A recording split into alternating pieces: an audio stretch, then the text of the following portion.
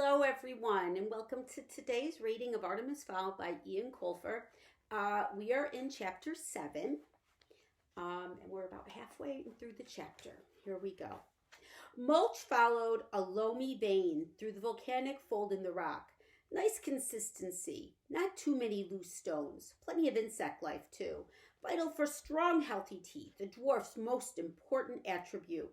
The first thing a prospective mate looked at. Mulch went low to the limestone, his belly almost scraping the rock. The deeper the tunnel, the less chance of subsidence on the surface. You couldn't be too careful these days, not with motion sensors and landmines. Mud people went to extraordinary lengths to protect their valuables, with good reason as it happened.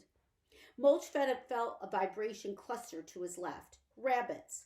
The dwarf fixed the location in his internal compass. Always useful to know where the wildlife hung out. He skirted the warren, following the manor foundations around a long northwesterly loop. Wine cellars were easy to locate.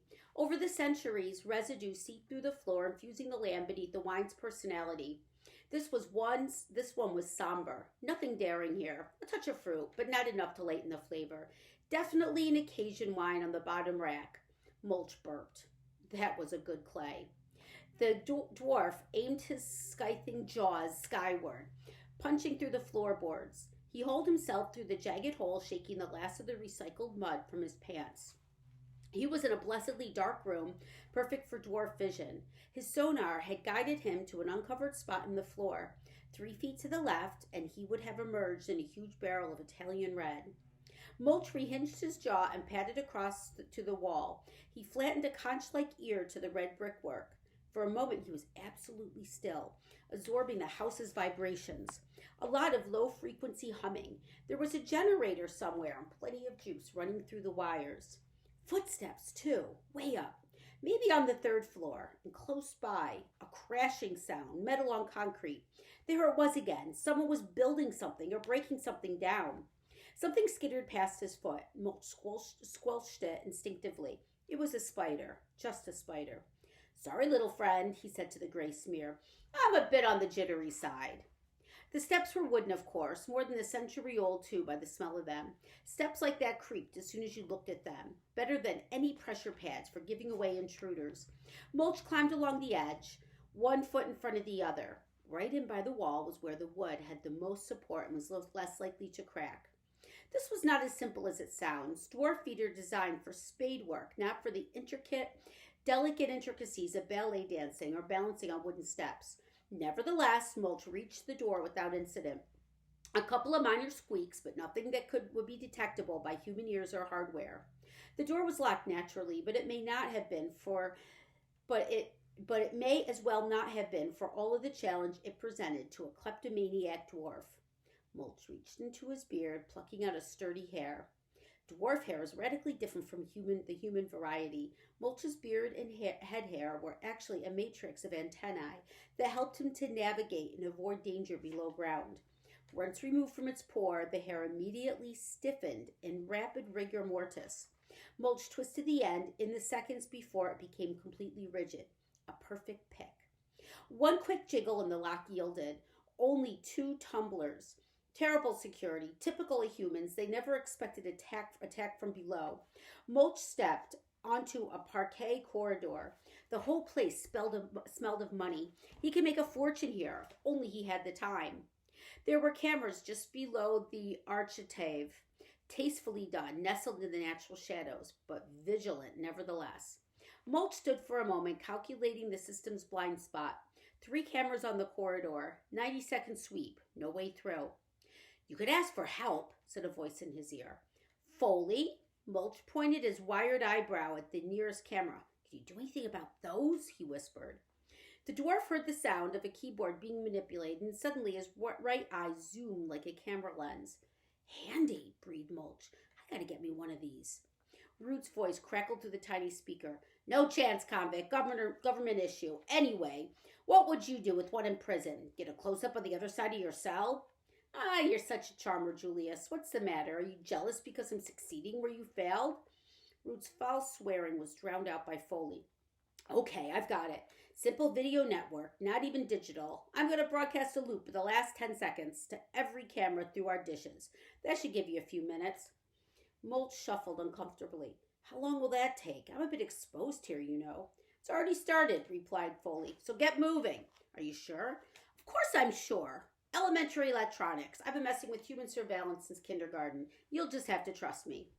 I'd rather trust a bunch of humans not to hunt a species to extinction than to trust an LEP consultant, thought Mulch. But aloud he said, Okay, I'm away, over and out. He sneaked down the hall. Even his hands were sneaky, patting the air as he could somehow make himself lighter. Whatever that centaur did must have worked because there were no agitated mud people racing down the stairs waving primitive gunpowder weapons.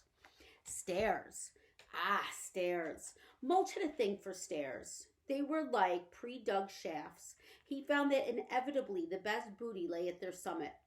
And what a stairway! Stained oak with the intricate carvings generally associated with either the 18th century or the obscenely rich. Mulch rubbed his finger along an ornate banister. In this case, probably both. Still, no time to moon about. Stairways did not tend to remain deserted for long, especially during a siege. Who could tell how many bloodthirsty troopers waited behind each door, eager for a fairy head to add to their stuffed trophy wall? Mulch climbed carefully, taking nothing for granted. Even solid oak creaked. He stuck to the borders, avoiding the carpet inlay. The dwarf knew from conviction number 8 how easy it was to conceal a pressure pad beneath the deep shag of some antique weave. He reached the landing with his head still attached to his shoulders, but there was another problem, quite literally brewing. Dwarf digestion, due to its accelerated rate, can be quite explosive. The loosely packed soil on the fowl estate was very well acrid, and a lot of that air had entered Mulch's tubes along with the soil and minerals. Now the air wanted to get out. Dwarf etiquette dictated the gas be passed while still in the tunnel, but Mulch didn't have time for manners. Now he regretted not taking a moment to get rid of the gas while he was still in the cellar. The problem with dwarf gas was the large deposits couldn't go down, only up. Imagine, if you will, the catastrophic effects of burping while digesting a mouthful of clay. Total system backup, not a pretty sight. Thus, dwarf anatomy ensured that anything above the level of a soda burp passed below, actually aiding in the expulsion of unwanted clay. Mulch wrapped his arms around his stomach. He'd better get out of the open. A blowout on a landing like this could take out the windows. He shuffled along the corridor, skipping through the first doorway he encountered. More cameras, quite a lot of them in fact. Mulch studied the lens sweep. 4 were surveying the general floor space, but another 3 were fixed. Foley, you there? Whispered the dwarf. No, came the sarcastic reply. I have much better things to do than worry about the collapse of civilization as we know it. Yes, thank you. Don't let my life being in danger interrupt your merriment. I'll try not to. I have a challenge for you. Foley was instantly interested. Really? Go on. Mulch pointed his gaze at the recessed cameras half hidden in the swirling architrave. I need to know where these 3 cameras are pointing. Exactly. Foley laughed. That's not a challenge. These old video systems emit faint ion beams, invisible to the naked eye, of course, but not with your iris cam. The hardware in Mulch's eyes flicked and sparked. Ow! Sorry, small charge. You could have warned me. I'll give you a big kiss later, you baby. I thought dwarfs were tough. We are tough. I'll show you just how tough when I get back. Root's voice interrupted the posturing. You won't be showing anyone anything, convict, except perhaps where your toilet is in your cell. Now, what do you see? Mulch looked at the room again through his ion-sensitive eye. Each camera was emitting a faint beam like the last evening's sun rays. The rays pulled on a portrait of Artemis Fowl Sr. Not behind the picture. Oh, please. Mulch placed his ear against the picture glass. Nothing electrical. Just alarm them. Just to be sure, he sniffed the frame's edge. No plastic or copper, wood, steel, and glass. Some lead in the paint. He curled a nail behind the frame and pulled. The picture came away smoothly, hinged on the side, and behind it, a safe. It's a safe, said Foley. I know that, you idiot. I'm trying to concentrate here. If you want to help, tell me the combination. No problem. Oh, by the way, there's another little shock coming. Maybe the big baby would like to suck his thumb for comfort. Foley, I'm going to... Ow! There. That's the x-ray on. Mulch squinted at the safe. It was incredible. He could see right into the works. Tumblers and catches stood out in shadowy relief. He blew on his hairy fingers and twisted the combination dial. In seconds, the safe lay open before him. "Oh," he said, disappointed. "What is it?" "Nothing, just human currency, nothing of value." "Leave it," ordered Root. "Try another room. Get going." Mulch nodded. Another room, before his time ran out. But something was niggling at him. If this guy was so clever, why did he put the safe behind a painting? Such a cliche, totally against form. No, something wasn't right here. They were being duped somehow. Mulch closed the safe, swinging the portrait back into position. It swung smoothly, weightless on the hinges. Weightless. He swung the picture out again and back in. "Convict, what are you doing?" "Shut up, Julius. Quiet a moment, Commander." Mulch squinted at the frame's profile. A bit thicker than normal. Quite a bit thicker. Even taking the box frame into account, 2 inches. He ran a nail down the heavy cartridge backing and stripped it away to reveal another safe. A smaller one, custom made, obviously. "Foley, I can't see through this." "Leaf lined, you're on your own, burglar boy. Do what you do best." "Typical," muttered Mulch, flattening his ear to the cold steel. He twisted the dial experimentally. Nice action. The clicks were muted by the lead. He would have to concentrate. The upside was that something this thin could have only 3 tumblers at the most. Mulch held his breath and twisted the dial, 1 cog at a time. To the normal ear, even with amplification, the clicks would have seemed uniform. But to Mulch, each cog had a distinctive signature, and when a ratchet caught, it was so loud to be deafening. "1," he breathed. "Hurry it up, convict. Your time's running out." You interrupted me to tell me that? I can see now how you've made Commander, Julius." "Convict, I'm going to." But it was no use. Mulch had removed his earpiece, slipping it into his pocket. Now he could devote his full attention to the task at hand. 2. There was a noise outside. In the hall, someone was coming, about the size of an elephant by the sound of it. No doubt this was the man mountain that had made mincemeat of the retrieval squad. Mulch blinked, a bead of sweat from his eye. Concentrate. The cogs clicked by, millimeter by millimeter. Nothing was catching. The form seemed to be hopping gently, though he could be imagining it.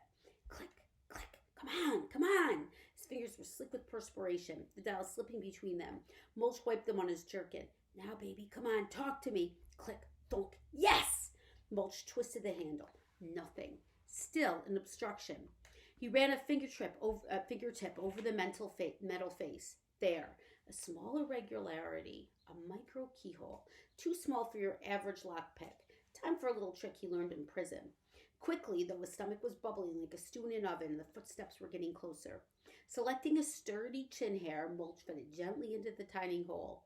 When the tip reappeared, he pulled the root from his chin, and the hair immediately stiffened, retaining the shape of the lock's interior.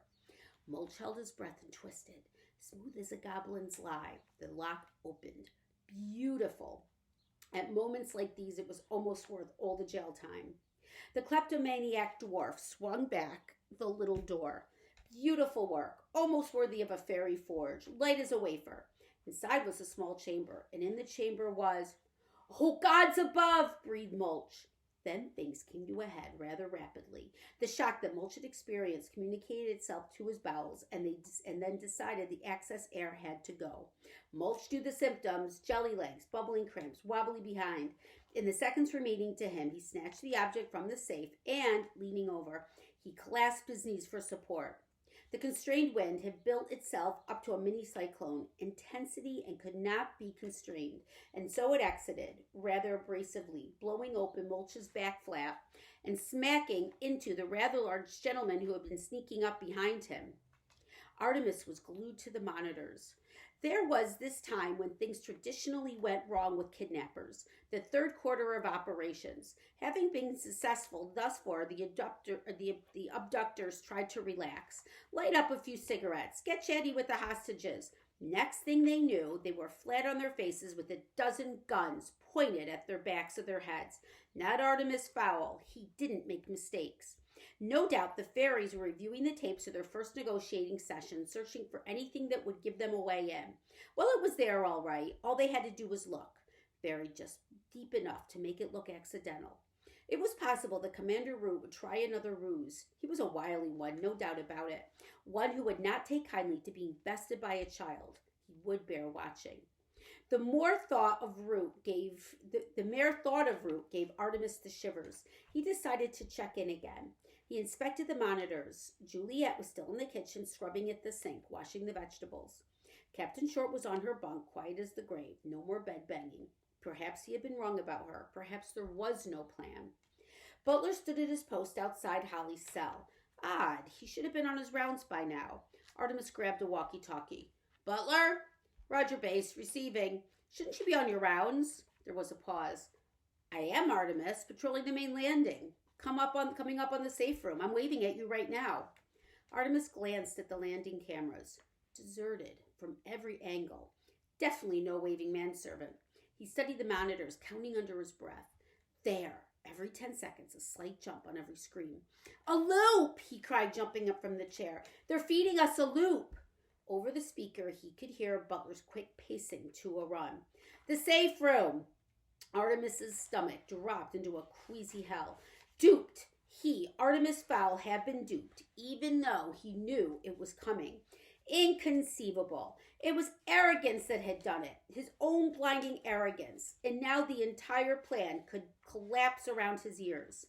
He switched the walkie-talkie to Juliet's band. It was a pity now that he'd taken the home's intercom offline, but it didn't operate in a secure frequency. Juliet? Receiving. Where are you right now? In the kitchen, working my nails on this grater. Wrecking my nails on this grater. Leave it, Juliet. Check on the prisoner. But Artemis, the carrot sticks will dry out. Leave it, Juliet, shouted Artemis. Drop everything. Check on the prisoner. Juliet obediently dropped everything, including the walkie-talkie. She sulked for days now. Never mind. There was no time to worry about a teenage girl's bruised ego. He had more important matters to tend to. Artemis depressed the master switch on the computerized surveillance system. His only chance of purging the loop was a complete reboot. After several agonizing moments of screen snow, the monitors jumped and settled. Things were not as bad as they had seemed only seconds before. There was a grotesque thing in the safe room. It had apparently discovered the secret compartment. Not only that, but it managed to open the whisper lock. Amazing. Butler had it covered, though. He was sneaking up behind the creature, and any moment now the intruder would find itself nose down in the carpet. Artemis switched his attention to Holly. The elf was back to bed, banging, slamming the frame down over and over again as though she could. It hit Artemis then like a blast from a water cannon. If Holly had somehow smuggled an acorn in there, then 1 centimeter of ground would be enough. If Juliet left that door open, Juliet! He shouted into the walkie-talkie. Juliet, don't go in there! But it was useless. The girl's walkie-talkie lay buzzing on the kitchen floor, and Artemis could only watch helplessly as Butler's sister strode towards the cell door, muttering about carrots. And that's where we're going to end today's reading, and I hope to see you again tomorrow, and have a wonderful day. Bye!